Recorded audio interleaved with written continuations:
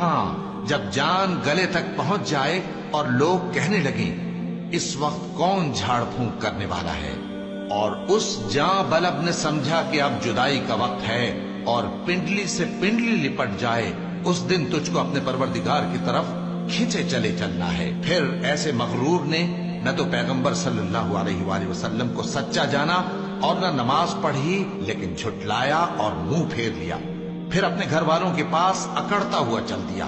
خرابی ہے تیری، خرابی پر خرابی ہے، پھر خرابی ہے تیری، خرابی پر خرابی ہے۔ کیا انسان یہ خیال کرتا ہے کہ اسے یوں ہی چھوڑ دیا جائے گا؟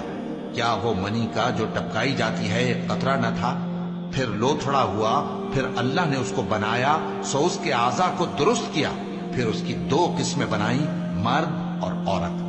کیا اس کو اس بات پر قدرت نہیں کہ مردوں کو زندہ کر دے؟